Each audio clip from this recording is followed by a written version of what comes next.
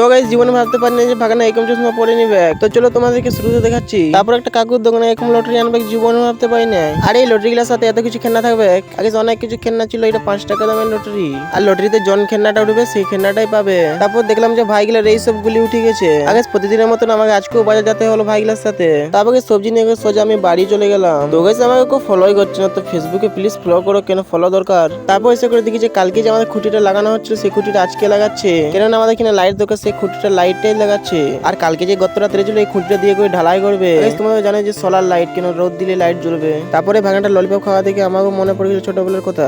তারপরে লাইটটা টেস্টিং করা চলছিল। তারপরে আমাদের সবকিছু লাইটটা খাটানোর পর তারপর আমাদের এখানে খুঁটিটা তোলা হচ্ছিল গর্তের মধ্যে। আর আমাদের গ্রামের লোক সবাই সাহায্য করছিল, কেন খুঁটিটা বহুত ভারী। তারপর খুঁটিটা আমাদের উপরে তুলে দেয়। তারপর সিমেন্ট দিয়ে গর্তটা ভরাট করছিল। আগে প্রতিদিনের মতনই খেলতে চলে যায়, কেন গ্রামের ছেলের সাথে আজকে ম্যাচ ছিল। এই ম্যাচটাই খেলতে চলে গেলাম আমরা সবাই মিলে। তারপর এসে করে দেখি যে উঠকে গাছ চলছিল, কিন্তু এখনো ভাগ হয়নি। তারপর আমরা টসে দিয়ে করে ব্যাট লিলি। তারপর আমি নেমেছিলাম, খুবই সুন্দর একটা 6 মেরেছিলাম প্রথম বলে। তো গাইস আজকে খেলতে এসে মিনি ব্লগটা এখানেই শেষ করলাম। চলো টাটা।